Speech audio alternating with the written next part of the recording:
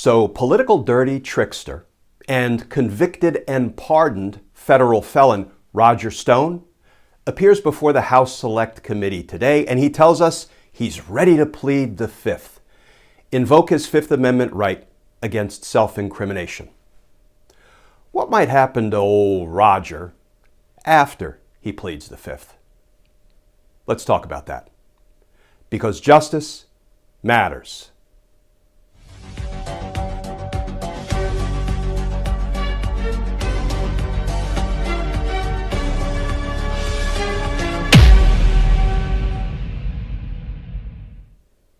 Hey all, Glenn Kirshner here. So let's talk about old Roger Stone, the Fifth Amendment, and all things immunity. Because with Roger Stone being perhaps the first witness to appear before the House Select Committee and formally invoke his Fifth Amendment right against self-incrimination, we are now going to have to start talking in earnest about immunity and the consequences of granting somebody like Roger Stone immunity so they can try to force some truthful information out of him.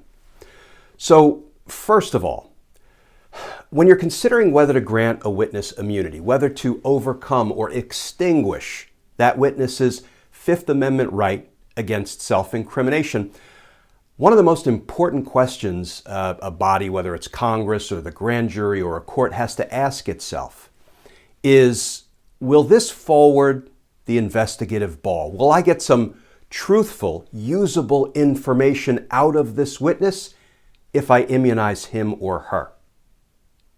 Roger Stone? Remember last time he testified before Congress? It was during the Trump-Russia investigation. And what did he do? He lied over and over and over again. He was indicted for those lies. Not only 5 counts of lying to congressional investigators, but obstructing a congressional proceeding and witness tampering by threatening to kidnap and kill somebody's dog. You can't make that up. What a swell guy Roger is. He was indicted, he went to trial, and he was convicted. I sat through his trial right up the street in D.C. federal court.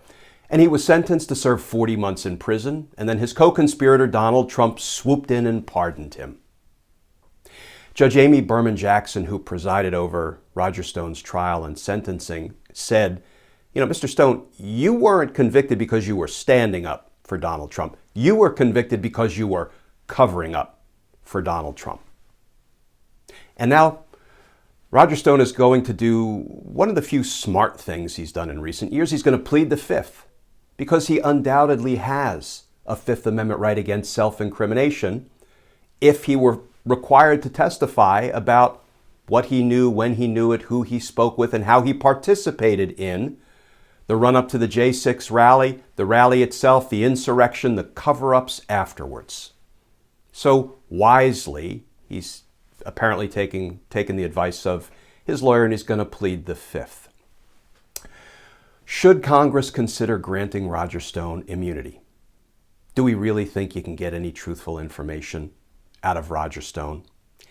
It feels like granting immunity to a guy like Roger Stone is somewhere between futile and foolhardy, because all he will do is he'll take that immunity and he'll start to tell a bunch of lies once he is hauled before Congress to testify. Now, there may be a fringe benefit to that, because whereas immunity extinguishes your Fifth Amendment right against self-incrimination such that you can be compelled to testify, even if your testimony would incriminate yourself, because it can't be held against you if you have immunity. You know what can be held against you if you testify under a grant of immunity and you lie? Those lies can be held against you. They could be charged as what we call 1001 false statements to Congress. And yes, there would probably be some sort of just desserts at the end of the day. If Congress immunized Roger Stone, forced him to testify, he told a bunch of lies, and now we are off to the perjury races again, indicting, trying, convicting, and sentencing Roger Stone. But the good news is, this time, Roger Stone wouldn't be pardoned. He'd actually head off to prison, the way the judge intended, the way the system intended, the way the law is supposed to work.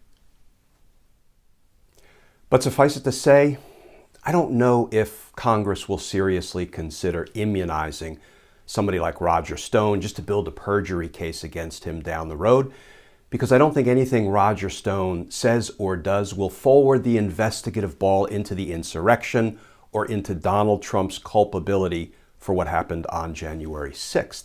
Immunity typically only has an impact if the immunized person can be sort of nudged into telling the truth. Let's take a guy like Jeffrey Clark, who also announced that he was going to plead the Fifth, and then he got some long-term illness, he claims, and his appearance has been postponed several times.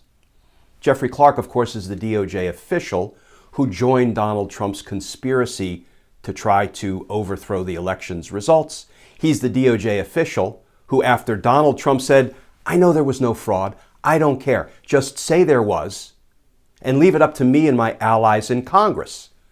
Jeffrey Clark joined that conspiracy, went back to the Department of Justice, and authored a letter to election officials in the battleground states. We saw the letter he authored to the Georgia state election officials, giving them a blueprint to corruptly overturn Joe Biden's win in the state of Georgia. So if a guy like Jeffrey Clark pleads the Fifth, and it looks like he will, that is somebody Congress should seriously consider immunizing. Why?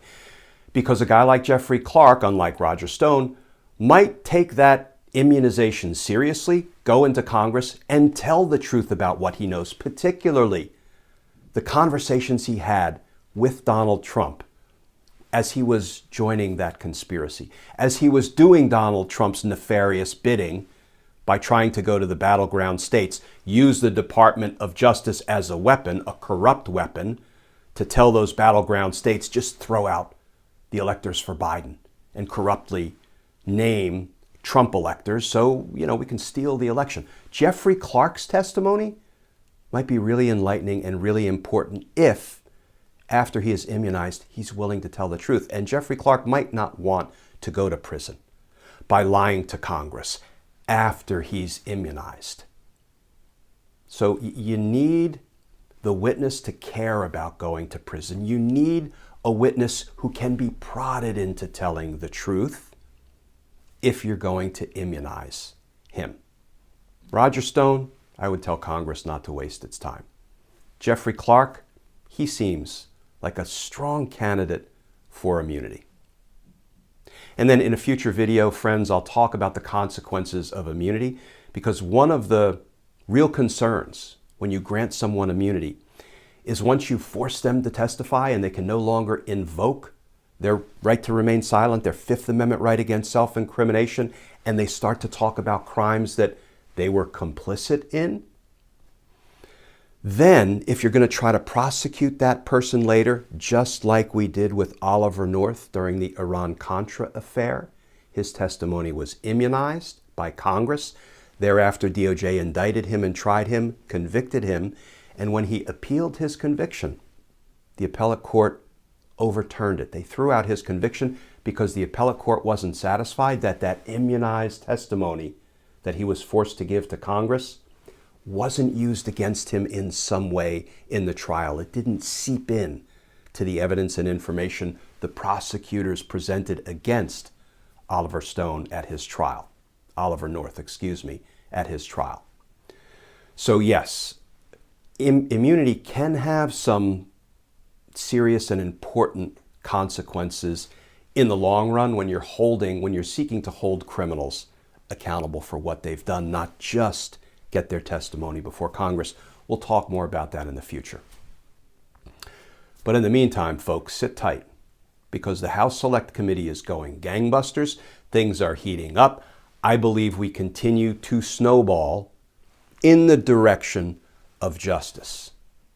Painfully slowly, yes, but in the direction of justice. And justice matters. Friends, as always, please stay safe. Please stay tuned. And I look forward to talking with you all again tomorrow.